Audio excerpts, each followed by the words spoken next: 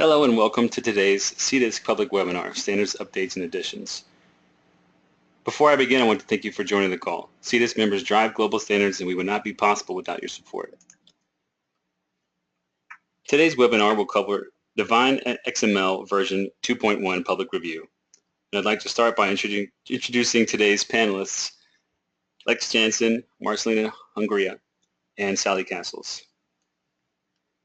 Lex Jansen is a principal software developer at the SAS Institute, Health and Life Sciences R&D. In this role, he develops software and supports data standards in the pharmaceutical industry. He is one of the developers of the SAS Clinical Standards Toolkit. Currently, he works on the development of SAS Life Science Analytics Framework.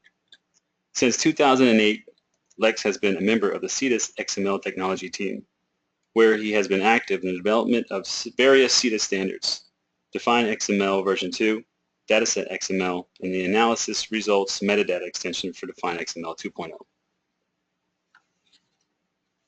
Marcelina Hungria is the owner of DIcore Group, and as a consultant supports clients with CDISC standards implementation and data submission services.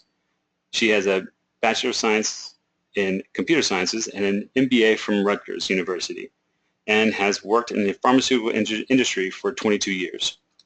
She is an active participant on the CDISC XML Technologies and SDS teams, acting as a core team member of the Define-XML standards development efforts. She has also contributed to the FUSE and FDA workgroups deliverables related to metadata and traceability projects, and is currently an active contributor to the Define-XML 2.0 implementation guidelines subteam.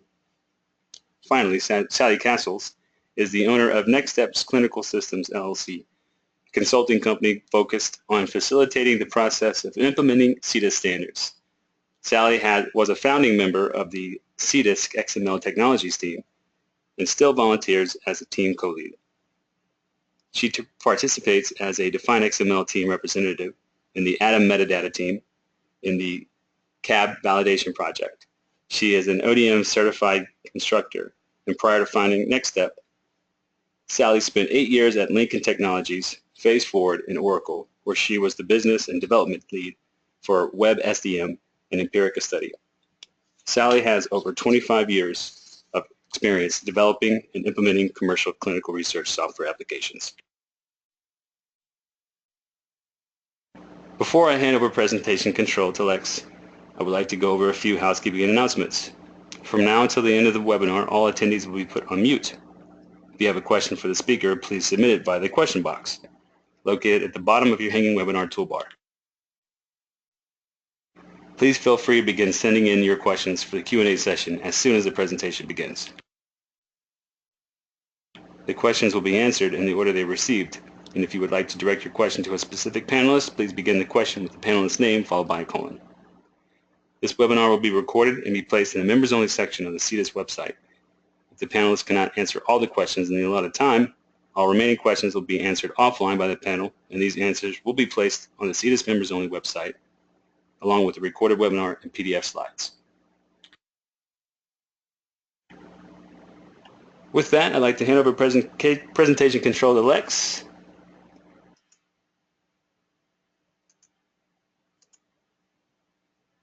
Lex, you should now have control. Okay, let me unmute myself. I want to make sure that you can see the slides. We can see them, Lex. Okay, thank you. Thank you, John, for introducing us. And thank you, everyone, for joining the CDISC webinar about Define-XML version 2.1's public review. This is the agenda for today. I will spend a few minutes explaining what Define-XML is for the people who are not that familiar with it. Then I will spend most of this presentation explaining to you what are the new features of Define-XML version 2.1. We will talk a little bit about the review process, and then at the end there's room for questions from the three panelists, myself, Sally, and Marcelina. So what is Define-XML? Define-XML is a metadata standard that is used to describe tabular dataset structures. And with tabular datasets, I mean so-called rectangular datasets with rows and columns. The primary use case for this Define-XML metadata standard is to describe CDISC, SETM, SEND and ADAM datasets for the purpose of submissions to regulatory authorities, such as the FDA or PMDA in Japan. But that's not the only case for Define-XML. Define-XML can also be used as a metadata exchange mechanism for other parties who are trying to exchange either CDISC model data structure or actually any proprietary non-CDISC data structure. So any tabular data structure can be used for any tabular data structure. Define-XML can be used to describe those dataset structures. So what are the kinds of metadata that are described by Define-XML in a machine-readable format? There is some metadata about the study, things like name, description, protocol name. There is metadata about the datasets that are being described by Define-XML, things like name, label, what is the CDISC domain, what is the structure of the dataset, what is the class of the dataset, the purpose, like analysis or tabulation, dataset keys that are being defined, maybe comments about the dataset, and also the dataset location typically within the submission.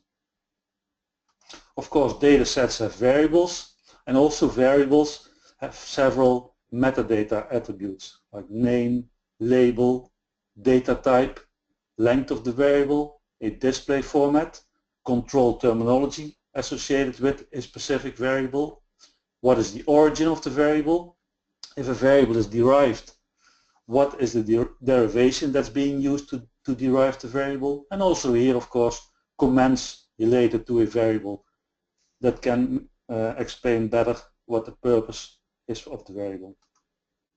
And then of course, very important, control terminology and dictionaries that are associated with the data sets. And with dictionaries we typically mean things like Medra or Hoodrug or other external dictionaries. Derivations are very important. I also already mentioned them when I talked about variables. Derivations can be described with Define-XML. And then there are supporting documents that are typically part of a submission, like annotated CRF or maybe supplemental data definitions, the reviewer guides for ADAM, SETM or SEND, metadata around these documents, for example, where can they be found, and a reference to a specific page number in a document or a specific named destination can be supplied by Define-XML. And then there's a concept called value level metadata. I won't go into too much detail, but that can also be described by Define-XML. Here's a short history line, a short timeline I should say, about the history of Define-XML. In March 2005, Define-XML version 1 was published. And actually, we didn't call it Define-XML at that time. It was actually called Case Report Tabulation Data Definition Specification, or CRT-DDS. But people commonly talked about Define-XML. And that's what the official name is with the start of version 2. What is important about Define-XML version 1 is that the FDA announced last year that they are ending support for Define-XML version 1 for studies that start 12 months after March 15, 2017. So starting from March 15, 2018, those studies can no longer use Define-XML version 1 in a submission to the FDA. Luckily, we have a new version of Define-XML, which actually is not that new anymore. It was already published in 2013.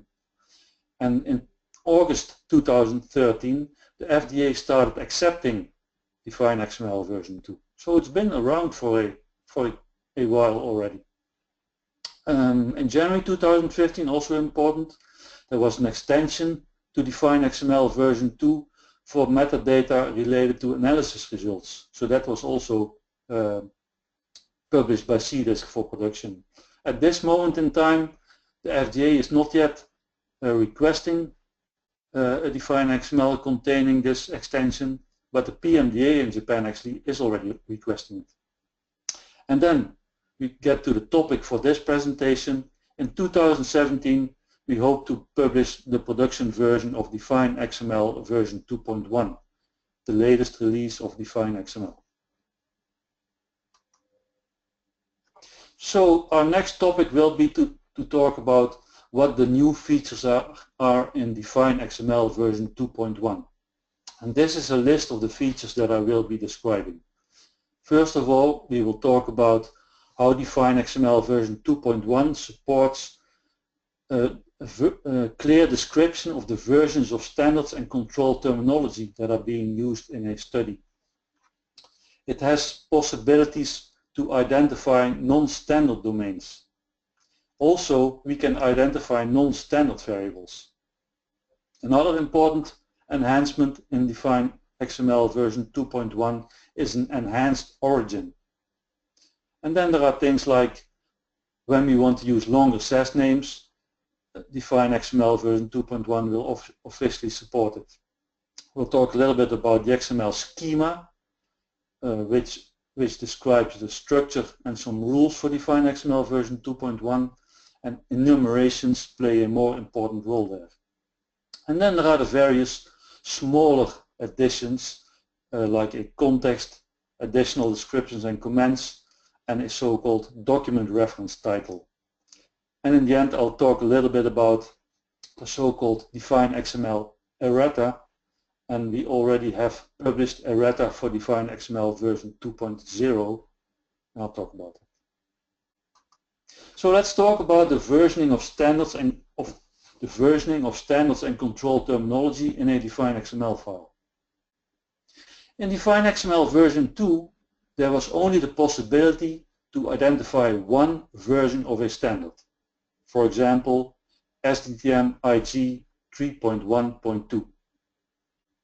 And related to control terminology, Define-XML 2.0 does not have a way to identify which version of control terminology is being used. And control terminology, I mean the CDISC NCI control terminology. So for example, if in your study you have used say SDTM package that was published in December 2014 by CDISC NCI, there is no real machine readable way in Define-XML to specify that. And below here you see a so-called metadata version element, and here you see the standard and the standard version as they are specified by Define-XML version 2.0. So in this case, SDTM-IG 3.1.2.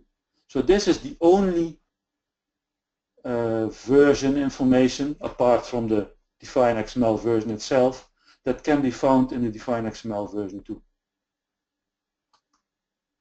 Starting with Define-XML version 2.1, we can identify all the content standards that are being used by metadata definitions within the Define-XML file. So we will introduce a new standards element within the metadata version element that can represent all content standards that are part of the Define-XML file, or that are part of your study, I should say. And the same is also true for the control terminology packages. Those versions can also be specified as a standard in Define-XML, and it is expected that you would do that. And specifically for example, for a validator, it's very important for a validator to know exactly which version of control terminology you are using, so that they can use that to do a correct validation. And this is just an example. So we see the metadata version element, which no longer has the standard and standard version attribute. It only has the define version attribute. But there is a new standards element that has a standard element for every standard used. And in this particular case we see that SDTM-IG is being used, version 3.1.2, and also control terminology is being used from CDISC NCI, and the specific version was the package published in June 19, 2014.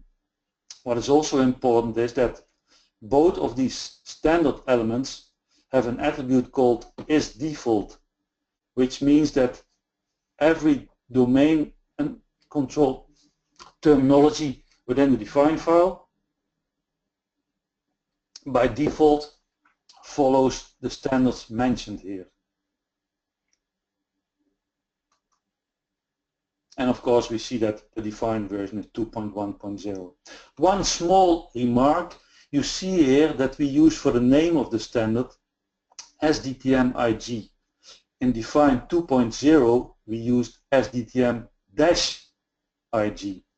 We got rid of the dash to be more consistent with other standards and other teams. This is an example where multiple standards are being used in a Define-XML file. So for example we see the first standard element here has SDTM-IG 3.1.2 and it is the default. But we also mention a standard element here with SDTM-IG with version 3.2. That does not have the default attribute. In the same way, we have two standard elements for control terminology. 2014 June is the default, but also a reference to December 2014 can be given for the control terminology. And the default again specifies that every item group or terminology that does not explicitly mention a standard uses the default standard. So when you, in the previous slide, we mentioned a type for a standard, and we have identified the following types. IG for an implementation guide based on a CDISC standard model,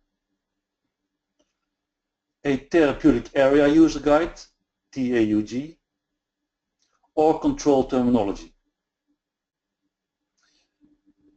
We expect that for these types, the names that can be given are either fully specified, for example, the IGs, Adam IG, SDTM IG, SDTM IG-MD for medical devices, associated persons, SDTM IG, pharmacogenomics, and also like SEND IG and SEND IG, and the exact meaning of the BRAT acronym escaping at the moment. And then for the therapeutic area guides, we may not specifically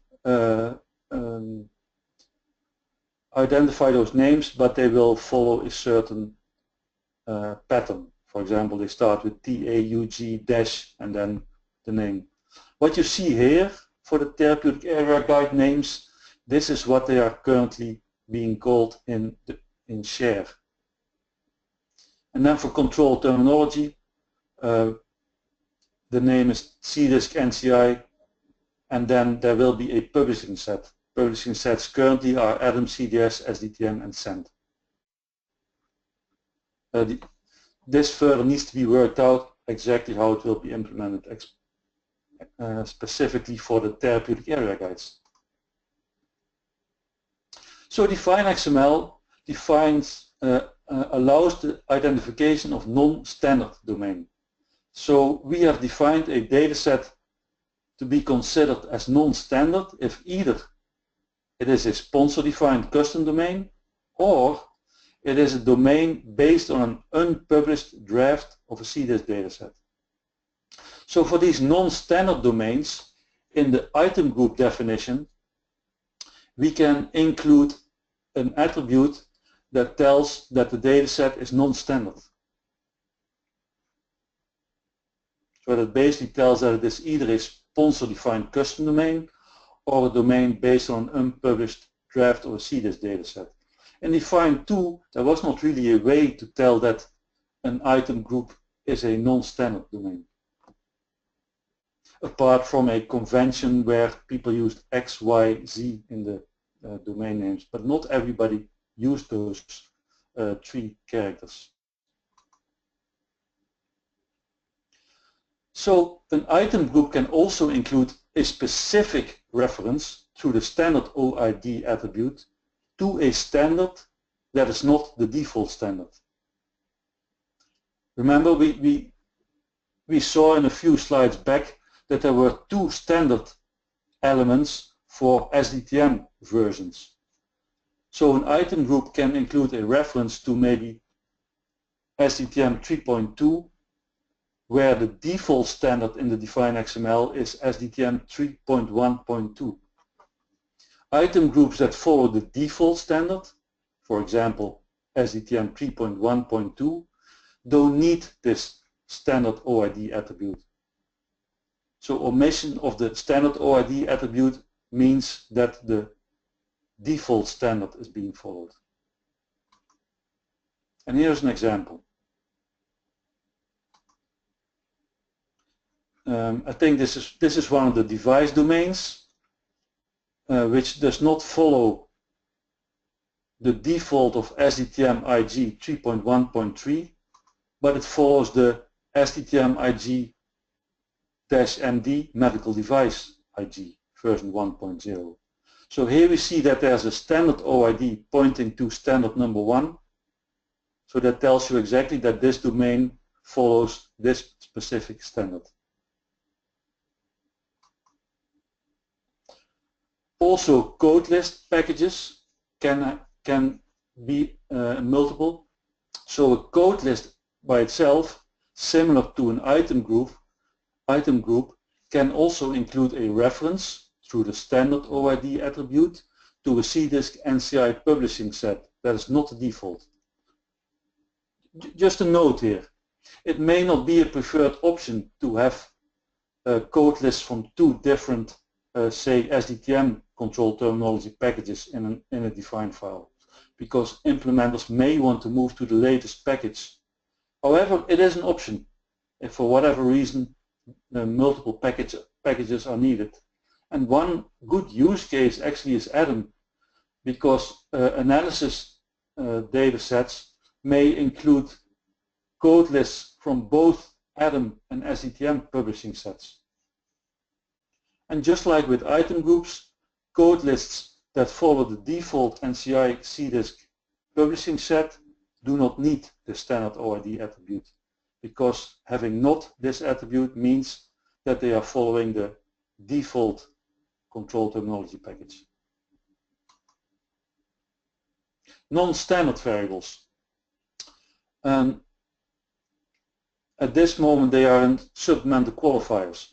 Define-XML version 2.1 enables to have an attribute that tells that a variable is a non-standard variable. So this would enable non-standard variables to be part of the parent domain instead of submental qualifiers. And then this attribute would tell that it is a non-standard variable.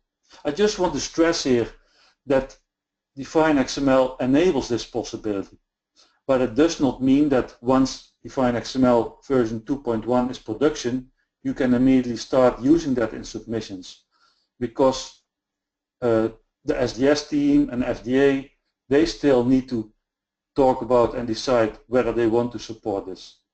But Define-XML version 2.1 supports it. So in other use cases, you could already use it. So this is an example. We assume that we have SDTM 3.2 where a certain variable, FOCID, is a non-standard variable. So you can see here in the item group definition there is an item reference that points to this FOCID variable, and then there is an attribute that tells that this variable is non-standard. And non-standard, of course, is in the context of the standard that this domain, this item group, conforms to. Origin. Origin is also something that has changes in Define version 2.1.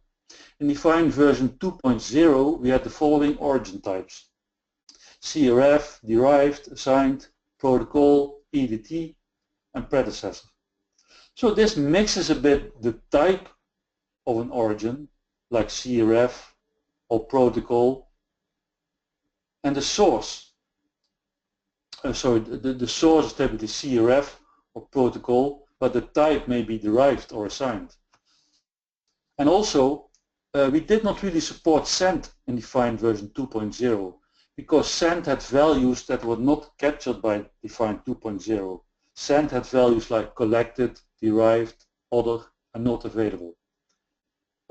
These send values actually were later added to Define 2.0 through an erratum, which we will talk about in the end. So Define version 2.1 introduces a type and a source for the origin. On the left-hand side you can see the types that have been identified: collected, derived, assigned, protocol, and predecessor. So notice that instead of CRF we now use collected. And also there are different sources: subject, investigator, vendor, sponsor, and dataset.variable, which is more like a pattern. And in the center of this table you see where those combinations of type and source are typically being used. I should tell that the send team will likely not use the source attribute, since from what I understood the source is already in the send data itself. And also the origin, the exact implementation of these two attributes is still being discussed. What you see in this slide is more applicable to clinical than non-clinical. Excuse me. So here is an example. The first example is a variable that was collected on a CRF. So we have an origin type of collected and the source was an investigator. And then of course, since it was collected on a CRF, you have the things like a reference to the blank CRF and which page. That's not different from Define 2.0. And then the second example from Adam, origin type predecessor, which means that the variable was copied from another data set. And in this case, the source was ADSL.studyID. So in this case, studyID was copied from ADSL into ADQS. One thing that also was a bit of an issue in Define 2.0 is that sometimes variables can have multiple origins. For example, in lab, some of the observations, some of the records may have been coming from a CRF, but other records may be coming through electronic data capture. So then you would need multiple origins, and since it is not allowed to have two origins within the type attribute, the best solution in 2.0 was to use value level metadata, and that actually is still the best solution in 2.1. So you could say that, well, if my LB-NEM variable equals vendor A, then my origin type was CRF, and if my lab name was not equal to vendor A, then the origin type is EDT. So this is still the best solution because it's completely machine readable. However, there might be cases where you do not have a variable like the name of the lab to distinguish between the different origins. So in this case, we do allow in version 2.1 that you just have two origin elements within a variable. And then a description should explain when each origin applies. But this should really be a last resort solution, because there's not really a machine readable way to indicate exactly when each origin is applicable. So the method by using value level metadata is still highly preferred.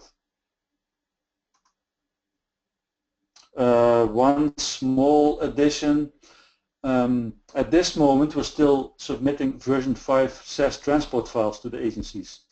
And the Define-XML has several attributes that are used in conjunction with SAS version 5 transport files. Things like SAS dataset name, SAS field name, SAS format name. And these are all restricted by the underlying ODM XML schema to a maximum length of 8 characters. There may be cases, for example, when you are not bound to SAS version 5 transport files because maybe you are using Define-XML not in the context of a submission, where you want to specify SAS names that are longer than 8 characters. And that can be done by a so-called alias, where you can give a context. In this case it would be SAS, and then the name would tell what the SAS variable name is. I'm using the example for SAS here, but that can be done with any computing environment. I mean, for R or for Oracle, whatever. But since SAS at this moment is the use case for electronic submissions, we have only specified how to use it for SAS. Enumerations. So an XML schema tells you what the structure is of an XML file and also what allowed values are for certain attributes. For example, we see here a standard. A standard has a name, a type, a status, a publishing set. So all of these have lists of allowable values, or the class that an item group conforms to, the type of an origin, the source of an origin, the so-called PDF page reference type, which would be a physical page or a named destination. In Define 2.0, these allowable values were not part of the schema, although technically it can be done. So for that reason, we decided in 2.1 to include these allowed values within the XML schema, so that schema validation will already catch if values in attributes do not conform to their allowable values. So how we see this is that if new values will become available, for example, maybe a new dataset class becomes available, then the schema will be updated and published in a new version. For example, 2.1.1, 2.1.2, etc. So it will still be 2.1, but then a versioning in the 3rd digit. We are still looking at the exact implementation for this. And here is an example. So here you see the general observation classes like Atom, Other, Basic Data Structure, etc. What you see here is part of the XML schema. Another example is the type of the origin, assigned, collected, derived, predecessor, protocol, and also the origin source. And in the origin source, of course, we have values like investigator, sponsor, subject, vendor, but we can also specify a pattern. In the case of predecessor, there is a pattern for the source that says dataset dot variable name. So we can enforce that pattern. Then various small additions to Define-XML version 2.1. There is a new context attribute for the whole Define file itself. It's on the ODM element, which can be used for validation. So this context attribute at the moment has 2 values, submission or other. And the reason for this is that certain business rules for Define-XML are only applicable or required in the context of a submission. So a validator application can look at this context attribute and then decide which rules to apply. And we think this is very helpful. Also, a so-called description element has been added to value lists and code lists, and now we can also add comments to the version, the metadata version element and the code list element. And then, a bit technical, a document reference can now have a title by itself. So think of the example of analysis results metadata. There may be a clinical study report where you have many links to specific tables in the clinical study report. And you want a style sheet to give a title for that link. In Define-1, you would have to create a multitude of so-called leaf elements for every occurrence of a link to that document. In Define 2.1, you can just specify the title for the specific link on the document, on the PDF page reference element. So now you only need one element for the document itself. Every link has its own title. So this avoids having to create many leaf elements. Errata. So what we introduced with Define-XML version 2.0 is that after publication of Define 2.0, errors are being reported, or we find errors ourselves. So instead of having to wait till a new version of Define-XML, for example until 2.1 is being published, errata are being published, which you can find on the CDISC website, and the link is here. So these describe errors found in Define-XML. One of the things, for example, we did with these errata is adding support for the origin values for send. And many times these are small errors and issues, but sometimes there may be something bigger where we do not want to wait for a new version. Let's talk about the review process for version 2.1 of Define-XML. We have had an internal review round for the XML technologies team and some members from other teams. We got a lot of good feedback, and we are hoping to start a public review in February.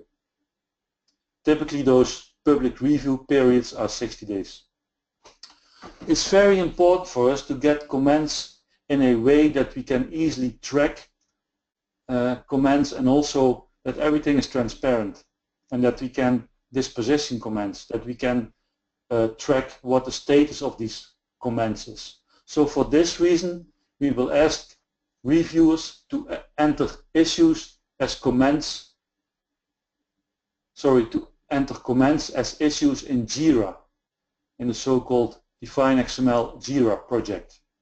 And the link to this project can be found here. Of course, when we publish the Define-XML for review, we will have clear instructions on how to enter comments into JIRA. To be able to use JIRA, you need an account, but that is actually very easy.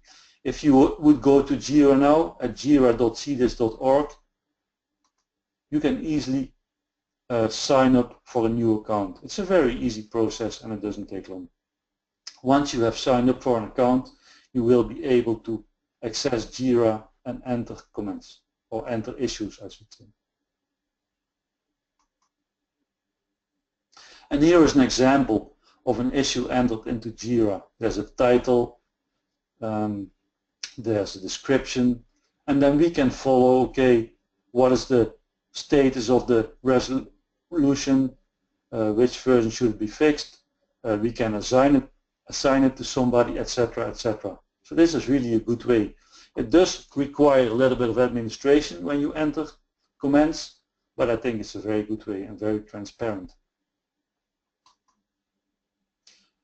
So we come to the end of this presentation, and I want to acknowledge that there's a team behind developing a new Define-XML standard, that these people have been working for several years on the new version, and we really need to thank everybody. It's not just a few people.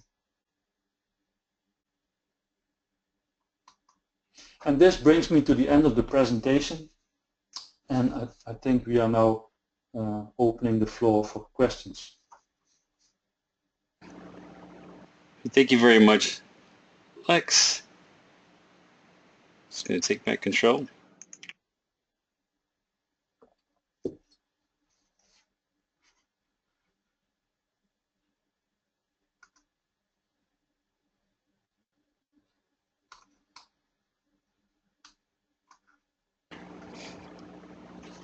Okay, now we'd like to begin the Q&A session. Please feel free, if you haven't already, to send in your questions for either one of, or sorry, for our panelists at any time.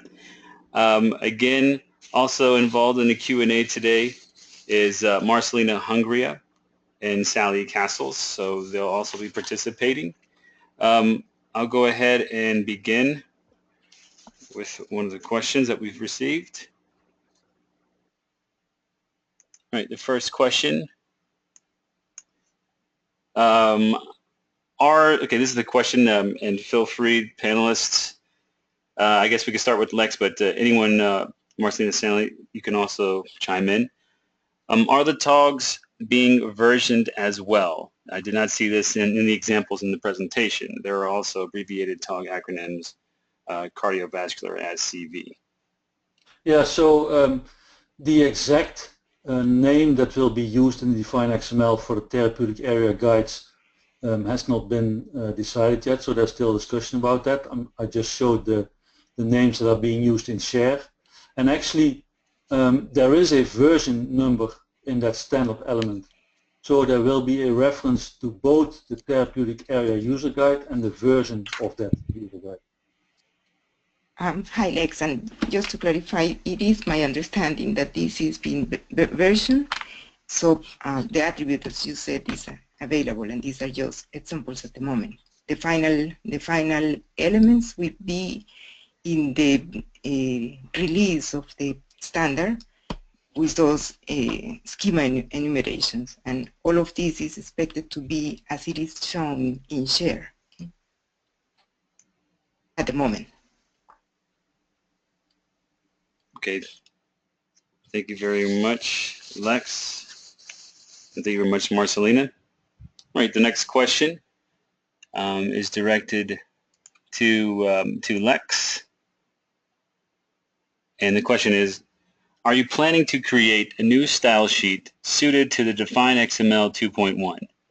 If so, is it subject to public review? Or will it be subject to public review? Yeah, that's a very good question. Yes, we are creating a new style sheet for Define-XML version 2.1, and actually it will be an updated version of the style sheet that was published with the analysis results for metadata, the analysis results for Define-XML version 2. This new style sheet actually is currently being developed within a Fuse working group, and this Fuse working group is trying to come to a more standard style sheet, because currently the style sheet as is published by CDISC is not even part of the standard, and it was just an example. So this Fuse group is trying to come to a more standard definition of the style sheet. And about the public review, yes, that absolutely is the target, and also people who are interested to think about this style sheet and to work on improving the current style sheet, they are invited to join the Fuse working group where they can contribute. And I would like to add a comment to that, Lex, just to complement yours. As part of the test being done on the style sheet through the Fuse working team group, any examples that are being created for 2.1 are being tested with this style sheet. So this is something that is being useful in both. It will be tested and everybody will be able to contribute to that.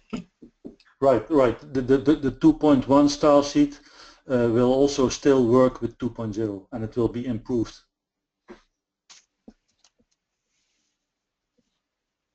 Thanks, Lex. Marcelina.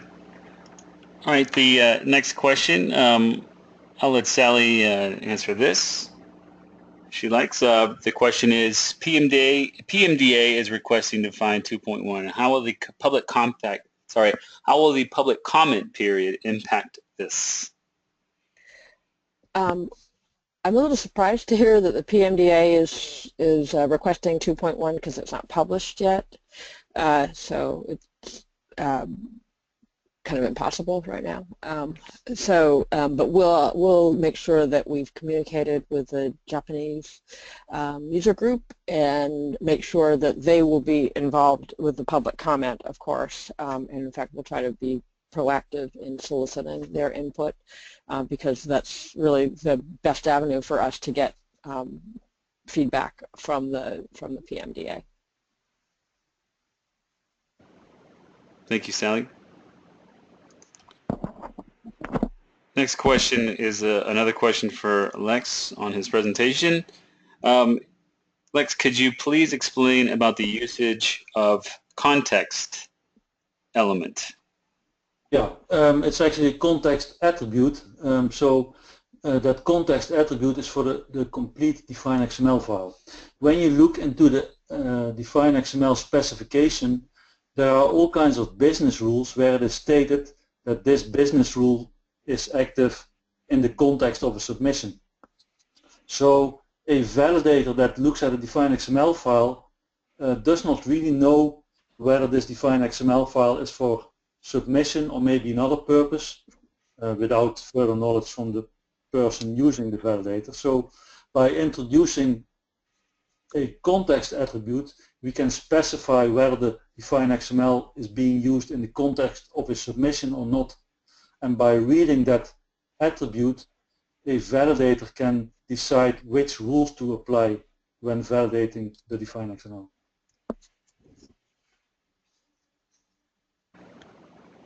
Thank you, Lex.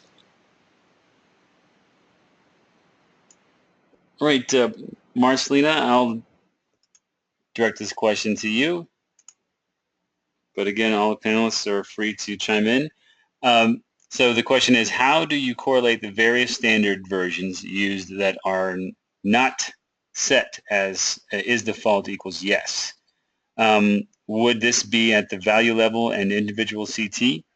Would you reference the OID for each of those items? It has two parts.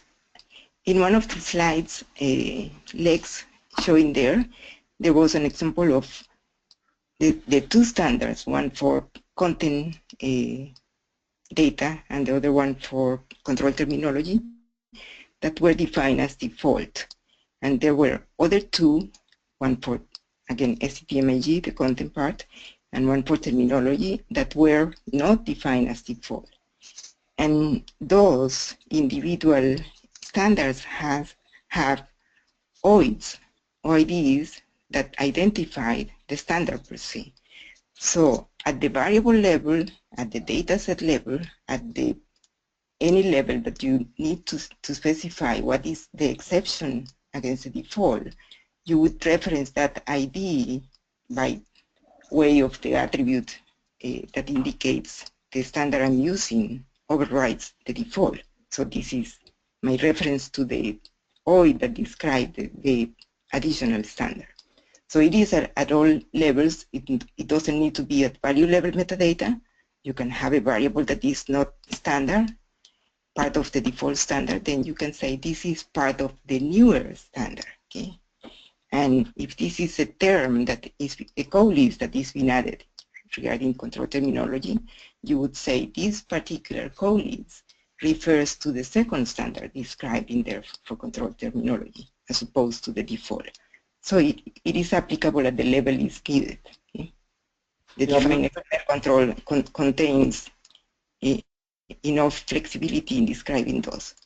Lex, you wanted to add something? Yeah, maybe to add, because the second part of the question asks about specific items. We will only specify the version at the code list level, so not at the code list item level. And also Yes. for item groups, the specific version is for an item group, and we do not reference a specific version at variable level. We can only say at variable level that a variable is non-standard, but we will not have a standard version referenced from the variable or the code list item. Yes, correct.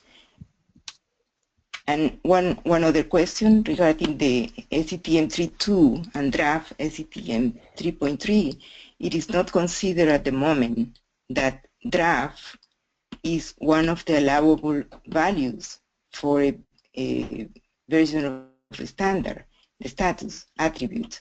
It is only considered to be in production status or provisional status, but not draft.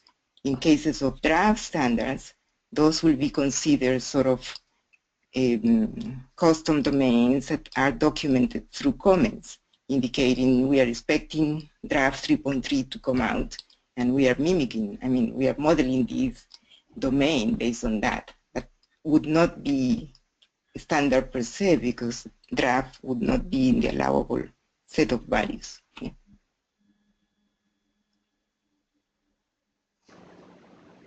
All right, thank you very much, Marcelina and Lex, for that.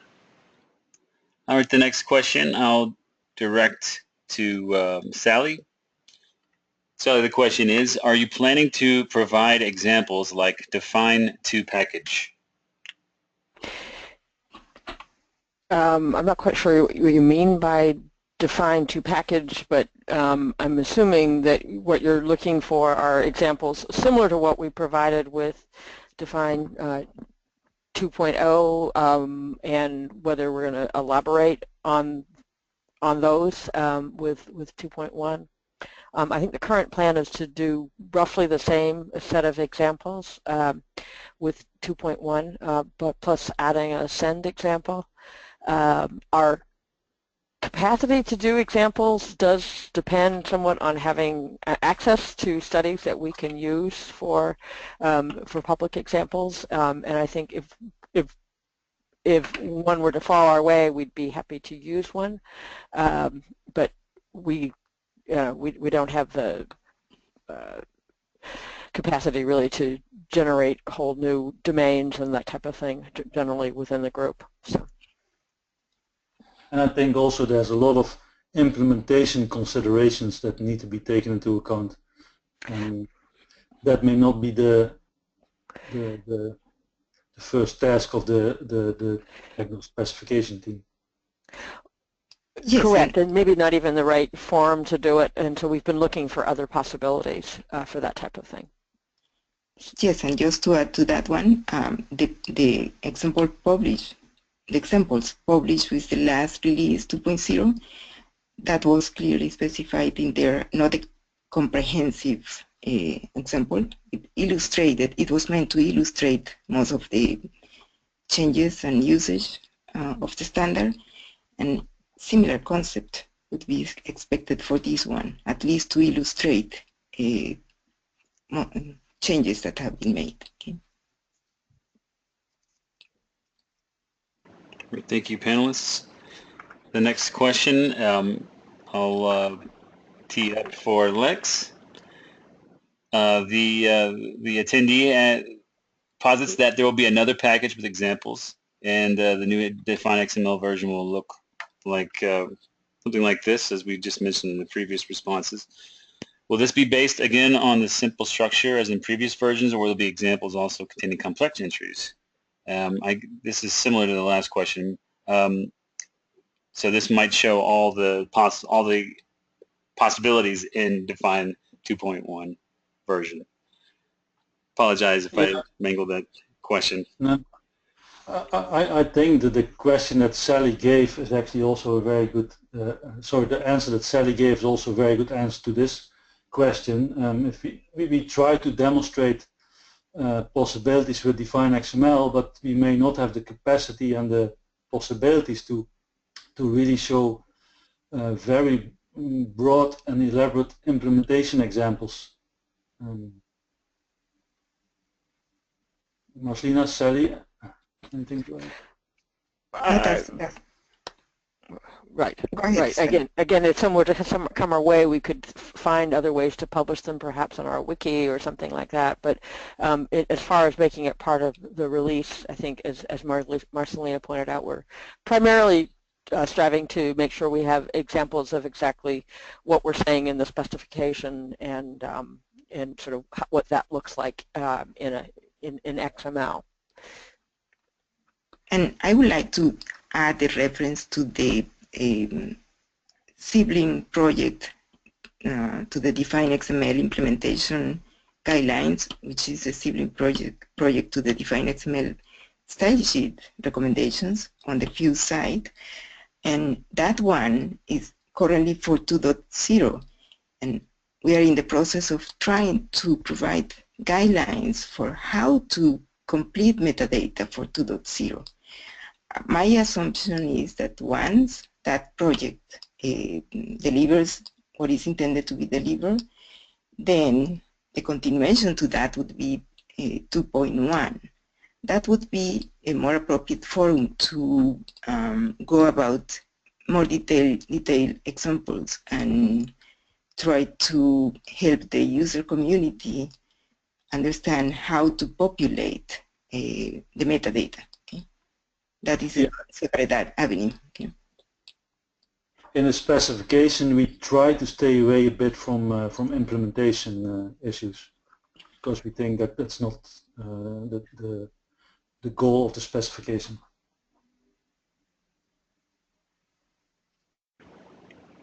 Thank you, panelists, again. So the next question, Marcelina, I will direct this to you. What will be the time frame for the release of version 2.1? Well, the expected start for public review is during February, normally taking 60 days, and then after that, depending on the comments received, the team will spend the time in addressing all of those comments, and hopefully that's what the team expects, that we could release the standard within 2017. Okay. Other than that, I wish it could be end of March. Okay. Great, thank you, Marcelina. The next question is for Lex. Would there be any regulatory implication if a study data is represented in more than one version of a standard? For example, STTM version 3.2 and draft STTM version 3.3.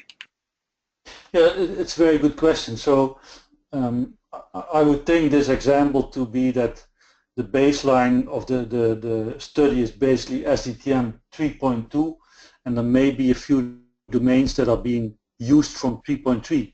At this moment, when you would do that, I think you would create custom domains or non-standard variables in supplemental qualifiers. I think the good thing with Define version 2.1 is that you're basically still doing the same, but now you're explicitly stating that a custom domain, for example, is based on the draft STTM 3.3 implementation guide. So I think actually it will be more transparent and explicit than in Define 2.0. And I like to add one comment in here. The Define-XML standard offers many different options. Lex pointed out that the standard is not only used for submission, but has different purposes.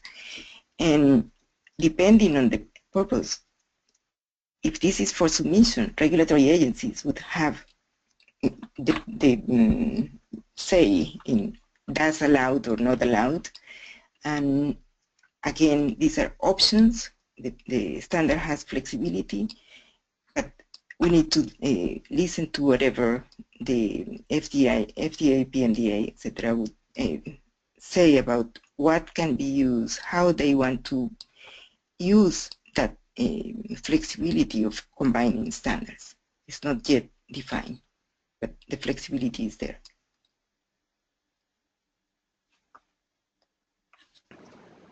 All right.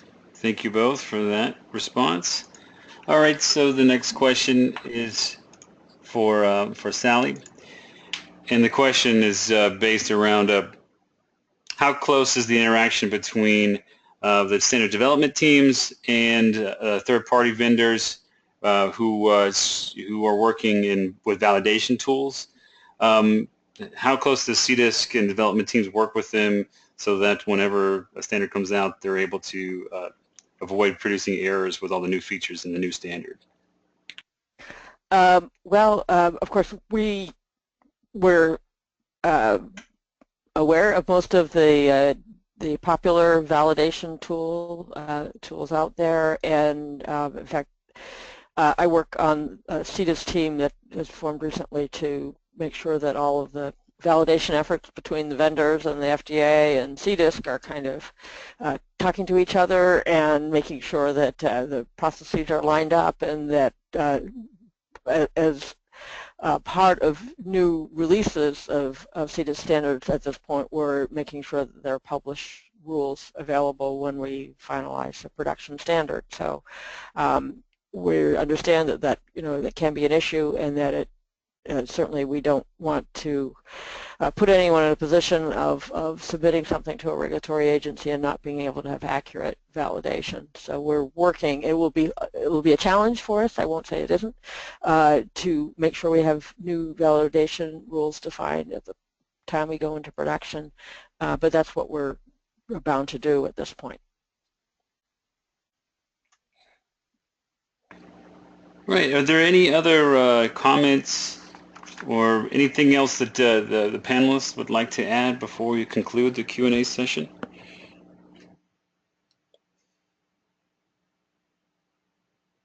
All right.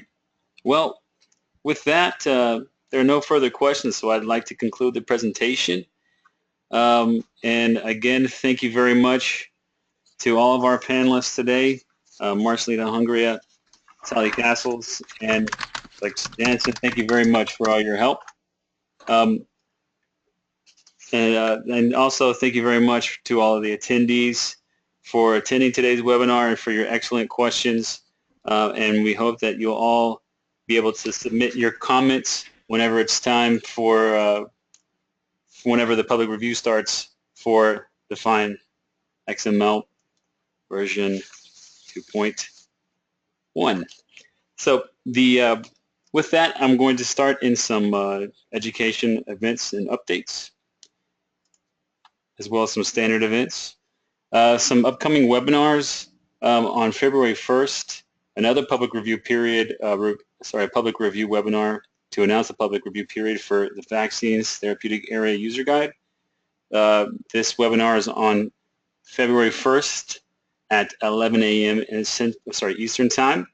It would be led by Rhonda Facile, Bess Leroy, John Owen, and Diane Wold of CDISC. Also, another CDISC members-only mini-training will take place on the 16th of February 2017. This will be led by Jeffrey Abolafia and Frank Delario.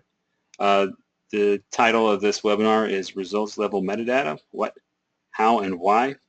And we hope that you'll join us for both of these webinars.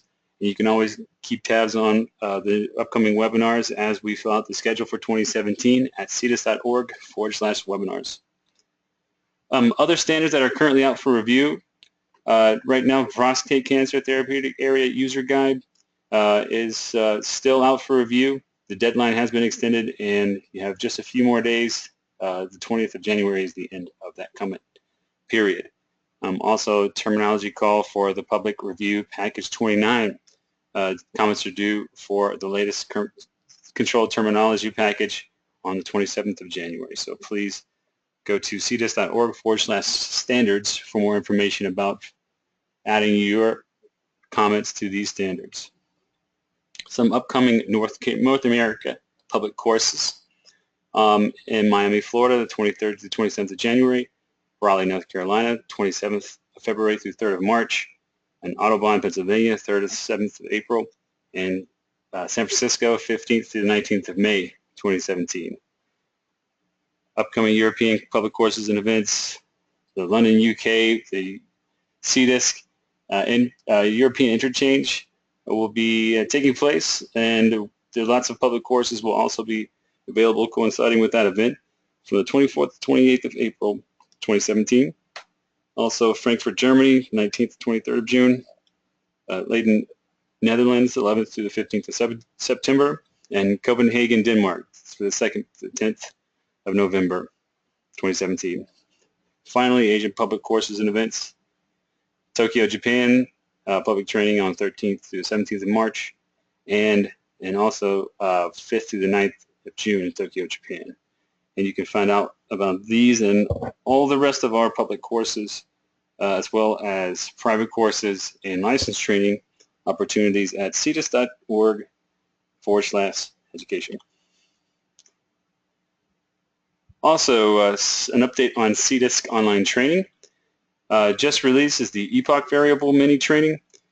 This is the members-only mini training that's now available for purchase to non-members. Again, if you're a member of CDISC, you can access any mini training or public review, public webinar in the CDISC members mini training, CDISC members webinar archive. Also released just last month, the Define-XML Module 1, Introduction to Define-XML. This is a brand new module, and please be on the lookout for future modules coming up soon. Finally, Control Terminology Module 1, entitled Overview of Terminology, is also available. You can access the course catalog for CDISC at cdisc.trainingcampus.net to find out about these and other CDISC online courses.